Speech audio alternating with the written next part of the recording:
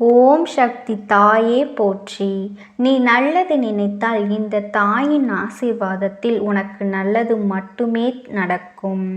என் தங்க குழந்தையே, இன்று உன் தாயானவள் உனக்கு கொண்டு வந்திருக்கின்ற செய்தி, உன்னுடைய உயிரான உறவிடத்திலிருந்து உனக்கு ஒரு அழைப்பு இன்று இரவுக்குள் வரத்தான் போகின்றது. என் குழந்தையே, நீயாக நினைக்கலாம், அம்மா இது எப்படி சாத்தியமாகும்? எனக்கே என்னுடைய உறவிடம் அழைப்பு வரும் என்ற நம்பிக்கை இல்லை. என்னுடைய உறவுக்கும் எனக்கும் இடையில் பேச்சுவார்த்தைகள் இல்லாமல் இருக்கின்றது. நானே இந்த வாழ்க்கையை வெறுத்து மனம் விதும்பி போய் நின்று கொண்டிருக்கின்றேன்.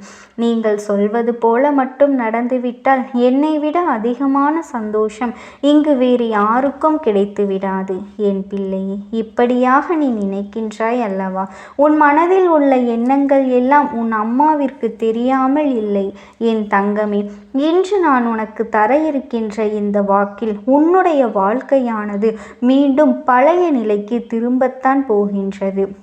இது எப்படி நடக்கும் என்று நீ யோசிப்பதற்கு முன்னால் அம்மா அதனை உனக்கு தெளிவாக சொல்லிவிடுகின்றேன். என் தங்கமே, உன்னுடைய உயிரான உறவை இப்போதும் நீ அதிகமாக நினைத்து வேதனையடைந்து கொண்டிருக்கின்றாய் அல்லவா? அத்தனை அன்போடு பழகி இருந்தாலும் எல்லாவற்றையும் மறந்துவிட்டு ஒரு சிறு பிரச்சனைகள் காரணமாக அந்த உறவினை பிரிய வேண்டிய சூழ்நிலைகளுக்கு வந்துவிட்டது என்று எண்ணி நீ மிகுந்த துயரத்தில் இருந்து கொண்டிருக்கின்றாய்.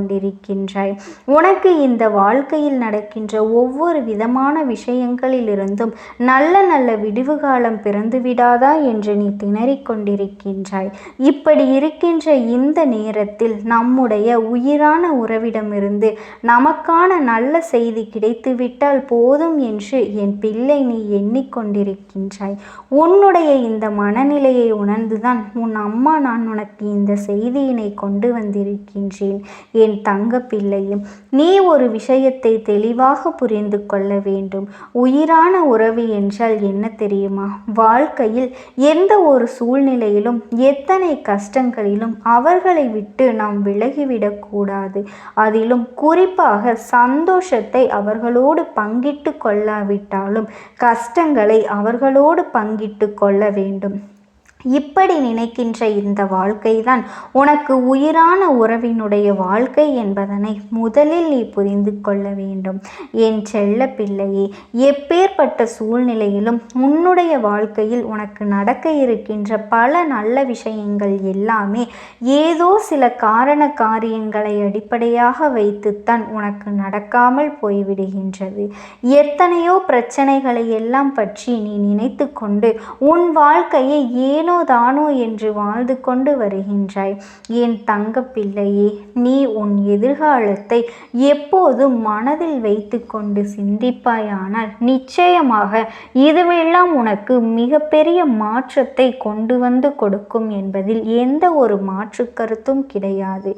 என்னதான் இந்த வாழ்க்கையில் உனக்கு பல சூழ்நிலைகள் கஷ்டத்தை கொடுக்கும் பொழுதெல்லாம் நம் வாழ்க்கையில் ஆறுதலுக்கு என்று ஏதாவது ஒரு உறவை நம்மோடு இருக்க வேண்டும் என்றுதான் நீ நினைத்து கொண்டிருக்கின்றாய். ஆனாலும் அப்படிப்பட்ட உறவு உனக்கு உண்மையாக இருக்க வேண்டும் அல்லவா? அதுவும் நீ விரும்பக்கூடிய அளவில் அவர்கள் இருக்க வேண்டும் அல்லவா? உன் மீது அளவுக்கு அதிகமான அன்பும் பாசமும் நம்பிக்கையும் வைத்திருக்க வேண்டும் அல்லவா? அப்படி இருந்தால்தானே அவர்கள் உண்மையான உறவாக கருதப்படுவார்கள். என் தங்க குழந்தையே, அவர்கள் உன் மீது அளவிற்கு அதிகமான அன்பும் பாசமும் நம்பிக்கையும் வைத்திருக்க வேண்டும் அல்லவா? அப்படிப்பட்ட உறவு மட்டும் இருந்துவிட்டால் போதுமே. இந்த வாழ்க்கையை என்னை விட யாராலும் மகிழ்ச்சியாக அனுபவித்து வாழ்ந்துவிட முடியாது என்று நீ நினைத்து கொண்டிருக்கின்றாய். நீயாக நேசித்த ஒரு உறவு உன்னை விட்டு பிரிந்து செல்லும் பொழுது இதற்கு மேல் இந்த வாழ்க்கையில் என்ன இருக்கின்றது என்றுதான் உனக்கும் நினைக்க தோன்றுகின்றது. இதற்கு மேல் வாழ வேண்டுமா என்றுதான் உன்னிடத்தில் அதிகமான எதிர்மறையான எண்ணங்களும் வந்துவிடுகின்றது. இதற்கு ஒரு முடிவு கிடைத்தால்தான் எனக்கு சந்தோஷமாக இருக்கும் என்று என்னிடத்திலே வந்து நீ கேட்டுக்கொண்டாய் அல்லவா? என் தங்கமே, அம்மா உனக்கு உடனடியாக பிரச்சனையை தீர்த்துவிட வேண்டும் என்று தான் நினைக்கின்றேன். ஆனாலும் அதுவெல்லாம் தீராததற்கு ஒரு காரணமும் இருக்கின்றது. அது என்ன தெரியுமா என் பிள்ளையே? ஒன்றாக சேர்ந்திருக்கின்ற உறவுகள் உண்மையான அன்பினை எப்போது புரிந்து கொள்வார்கள் தெரியுமா? அந்த உறவு தன்னை விட்டு பிரியும் பொழுதுதான் அந்த உறவினுடைய ஆழம் என்ன, அந்த அன்பு என்ன, அதன் வழி என்ன என்பதை எல்லாம் அவர்கள் புரிந்து கொள்வார்கள். அந்த உறவுக்கும் நமக்கும் இடையில் இருப்பது எத்தனை பெரிய பந்தம் என்பதும் அதனை அந்த பிரிவு உணர்த்தி காட்டும். இதுதான் உண்மையும் கூட. அதற்காகத்தான் இந்த பிரிவு உன் வாழ்க்கையில் வந்திருக்கின்றது என்பதனை நீ புரிந்து கொள்ள வேண்டும். என் தங்கமே, பிரிவுகள் வாழ்க்கையில் வந்துவிட்டதே என்று எண்ணி நீ வேதனைப்படுவதை விட்டுவிட்டு இந்த பிரிவுகள் வந்ததனால்தான் உனக்கு அவர்கள் மீது இருக்கின்ற அன்பும் முழுமையாக புரிய ஆரம்பித்திருக்கின்ற என்பதனை உணர்ந்து கொள்ள வேண்டும். அது மட்டுமல்ல, அவர் மேல் நீ காட்டும் கோபமும் ஒரு வகையான அன்புதான் என்பதனையும் நீ புரிந்து கொள்ள வேண்டும். இன்று நீ எப்படி இந்த மனநிலையில் இருக்கின்றாயோ, எப்படி அவர்களை மனதார நீ நினைக்கின்றாயோ, அதை போலவே அவர்களும் உன்னை நேசித்து கொண்டுதான் நினைத்து கொண்டுதான் இருக்கின்றார்கள். இந்த வாழ்க்கையில் 1000 கஷ்டங்கள் வந்தாலும் வேதனைகள் இருந்தாலும் எவ்வளவுதான் உன்னிடத்தில் கோபம் கொண்டாலும் அவர்கள் மனதில் உன்னை பற்றிய நல்ல எண்ணங்கள் ஓரளவு இருந்து கொண்டுதான் இருக்கின்றது. எத்தனை பிரச்சனைகளை நீங்கள் இருவரும் சேர்ந்து சமாளித்திருக்கின்றீர்கள். எத்தனையோ விஷயங்களை எல்லாம் வாழ்க்கையில் சேர்த்து பார்த்திருக்கின்றீர்கள். பலரின் சூழ்ச்சிகளை எல்லாம் சேர்ந்து வென்றும் காட்டி இருக்கின்றீர்கள். அப்படி இருக்கும் பொழுது ஒரு சிறிய கருத்து வேறுபாடுகள் தான் பெரிய பிரச்சனைகளை உருவாக்கி உங்களுடைய பிரிவினையும் ஏற்படுத்திவிட்டது என்றால் நிச்சயமாக இதிலிருந்து நீங்கள் வெளிவர வேண்டும் அல்லவா? உங்கள் இருவரின் மனதும் காயப்பட்டிருக்கின்றது என்பதையெல்லாம் இந்த அம்மா நான் மறுக்கவில்லை. உங்களுடைய காயம் பெரிதாகத்தான் இருக்கின்றது. ஆனால் அதற்கான மருந்தினை நீங்கள் இருவரும் தான் எடுத்துக்கொள்ள வேண்டுமே தவிர வேறு யாரிடத்திலும் அதை நாம் முழுமையாக எதிர்பார்த்து விடக்கூடாது. ஏனென்றால் இருவருக்கும் உங்களை பற்றிய நல்ல நினைவுகள் எப்போதும் மனதிற்குள் அதிகமாக இருக்கின்றதல்லவா? உண்மையில் எத்தனையோ பிரச்சனைகள் வரும்பொழுது எல்லாம் நாம் மிகவும் கவனிக்க வேண்டிய விஷயம் என்ன தெரியுமா? சேர்ந்திருந்தால் மட்டுமே நாம் பலமாக இருக்க முடியும். பிரிந்திருந்தால் அதுதான் நம்முடைய பலவீனம் என்பதை எல்லாம் நீ மறந்து விட்டாயா? என் பிள்ளையே, இந்த வாழ்க்கையில் எத்தனையோ பேர் வேதனைகளையும் கொடுத்திருந்தாலும் நாம் தெரிந்து கொள்ள வேண்டிய ஒரே விஷயம், எப்பாடு பட்டாவது இந்த வாழ்க்கையில் நாம் நல்லபடியாக வாழ்ந்து காட்ட வேண்டும் என்பது மட்டும்தான். என் தங்கமே, ஒரு உறவின் மீது நீ வைத்திருக்கின்ற அன்பானது ஒரு நாளும் உனக்கு குறைந்து விடக்கூடாது. ஒருவேளை அது குறைகின்றது என்றால் நிச்சயமாக ஏதோ ஒரு விஷயம் அங்கே தடைப்பட்டு நிற்கின்றது என்பதனை நீ புரிந்து கொள். உன்னுடைய உயிரான உறவிற்கும் உனக்கும் இடையே இருக்கின்ற இந்த வாழ்க்கை பிரச்சனை என்பது தீரக்கூடிய பிரச்சனை தான். இது ஒன்றும் தீர்க்க முடியாத பெரிய பிரச்சனையெல்லாம் கிடையாது. சில நல்ல நல்ல நினைவுகளை எல்லாம் நினைத்து பார்த்தால் அந்த நேரம் நாம் செய்தது எத்தனை பெரிய தவறு என்பது உனக்கே புரிய வந்துவிடும். இது போன்றவை எல்லாம் வாழ்க்கையில் நடக்கும் பொழுது ஒருவருக்கொருவர் விட்டு கொடுத்து உன்னால் உன் துணை கஷ்டப்படக்கூடாது என்றும் அவரால் நீ கஷ்டப்படக்கூடாது என்றும் ஒருவருக்கொருவர் அன்பு செலுத்தி பழக வேண்டும். எந்த ஒரு விஷயத்தை நம் வாழ்க்கையில் மாற்ற வேண்டும் என்று நினைத்து கொண்டிருக்கின்றோமோ அந்த விஷயம் நம் ஆழ் மனதில் அதிகமாக பதிந்து அதையே நாம் சிந்தித்து கொண்டு அதற்கான முயற்சிகளை எடுக்கும் பொழுது அது நம் வாழ்க்கையில் அப்படியே நடந்துவிடும் என்பதனையும் நீ மறந்து விடாதே. உன் வாழ்க்கையில் உனக்கு மிகப்பெரிய நம்பிக்கையையும் துணிச்சலையும் தைரியத்தையும் இந்த தாயானவள் நான் கொண்டு வந்து கொடுக்க போகின்றேன். அது மட்டுமல்ல, நீ இன்னொரு விஷயத்தையும் உனக்குள் பழக்கிக் கொள்ள வேண்டும். அது என்ன தெரியுமா? உன்னிடத்திலே புன்னகையும் மௌனத்தையும் நீ எப்பொழுதுமே வைத்திருக்க வேண்டும். ஏனென்றால் பல பிரச்சனைகளை எல்லாம் கடந்து வருவதற்கு இந்த 2 மட்டுமே உனக்கு ஆயுதங்களாக பயன்பட போகின்றது. என் அன்பு குழந்தையே, உன்னுடைய அழகான புன்னகை என்பது பல பிரச்சனைகளை உனக்கு தீர்த்து வைக்கும். அதே சமயத்தில் உன்னுடைய மௌனம் என்பது பல பிரச்சனைகளை உனக்கு மீண்டும் வராமல் தந்துவிடும். நீ எதை நினைத்தும் கவலைப்படாதே. இந்த தாயானவளினுடைய அன்பும் ஆசீர்வாதங்களும் உனக்கு என்றென்றைக்குமே முழுமையாக கிடைத்து கொண்டே இருக்கும். ஓம் சக்தி. ஓம் ஆதிபரா சக்தி. ஓம் அகிலாண்ட நாயகியே போற்றி. ஓம் அஷ்டமி நாயகியே போற்றி. ஓம் அபயம் தருபவளே போற்றி. ஓம் அசுரரை வென்றவளே போற்றி. ஓம் அன்பர்க்கு எளியவளே போற்றி போற்றி. என் அன்பு குழந்தையே, இன்று உன் அம்மா உனக்கு ஒரு முக்கியமான செய்தியைத்தான் சொல்வதற்காக வந்திருக்கின்றேன். என் தங்க குழந்தையே, உன்னை நினைத்து ஒரு பெண் அழுது கொண்டிருக்கின்றாள். அவள் யார் என்றும் அவள் எதற்காக உன்னை நினைத்து அழுது கொண்டிருக்கின்றாள் என்றும் உனக்கு உணர்த்த வந்திருக்கின்றேன். என் தங்கமே, நீ நினைக்கலாம், யார் அழுதால் நமக்கு என்ன, எதற்காக நம் அம்மா இதை நம்மிடத்தில் சொல்ல வந்திருக்கின்றாள் என்று கூட நீ கேட்கலாம். என் தங்க பிள்ளையே, இது உன்னுடைய வாழ்க்கை சம்பந்தமானது. அங்கே உன்னை நினைத்து அழுது கொண்டிருப்பவருக்கும் உனக்கும் மிகப்பெரிய தொடர்பு ஒன்று இருக்கின்றது. அவர்கள் மனம் வருந்தி அழுதி கொண்டிருக்கின்றார்கள் என்பது நிச்சயமாக உனக்கு தெரிய வரும் பொழுது உன் கண்களிலிருந்து தானாக கண்ணீர் வரத்தான் செய்யும். நீயும் மனவேதனை அடையத்தான் போகின்றாய். என் தங்க பிள்ளையே, நீ மனவேதனை அடைய வேண்டும் என்பதற்காக உன் அம்மா இதனை சொல்லவில்லை. உன் வாழ்க்கையில் இருக்கும் அவர்களை பற்றி நீ முழுமையாக புரிந்து கொண்டு ஒரு மிகப்பெரிய பிரச்சனையை முடிவுக்கு கொண்டு வருவதற்காகத்தான் இந்த அம்மா உன்னை இப்பொழுது உன்னோடு தேடி வந்து பேசிக்கொண்டிருக்கின்றேன்.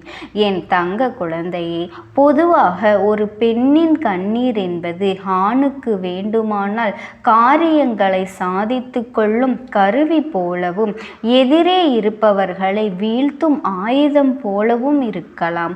ஆனால் பெண்ணை பொறுத்தவரை அவளின் கண்ணீர் என்பது அவளுடைய உண்மையின் மெய்ப்பாடு. அவளின் மனதில் உணர்ச்சிகளை வெளிப்படுத்த அவளுக்கு தெரிந்த ஒரே ஒரு செயல் கண்ணீர் தான். இந்த சமுதாயத்தை பொறுத்தவரை கண்ணீர் பெண்களுக்கு ஒரு ஆயுதம் என பரவலாக சொல்கின்றார்கள் அல்லவா? ஆனால் அந்த ஆயுதத்தை வைத்து பெண்கள் எத்தனை எதிரிகளை வீழ்த்தி இருக்கின்றார்கள், எத்தனை உறவுகளை தொலைத்திருக்கின்றார்கள் என்பதனை எல்லாம் நீ யோசித்து பார்க்க வேண்டும்.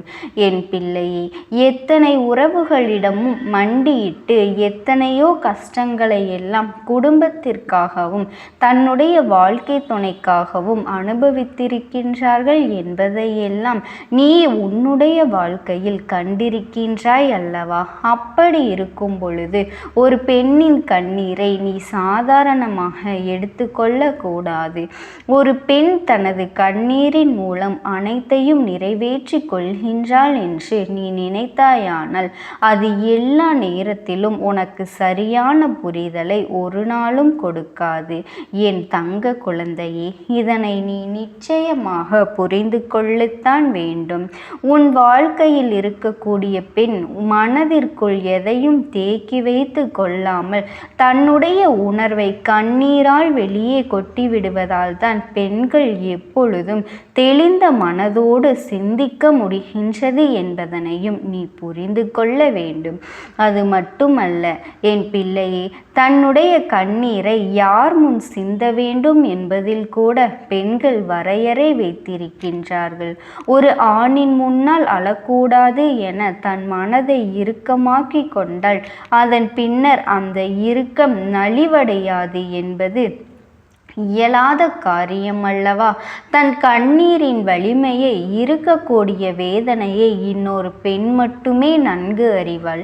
பல நேரங்களிலும் பெண்களின் கண்ணீர் அர்த்தமற்றது என்று ஒதுக்கியும் நீ தள்ளிவிடுகின்றாய் அல்லவா?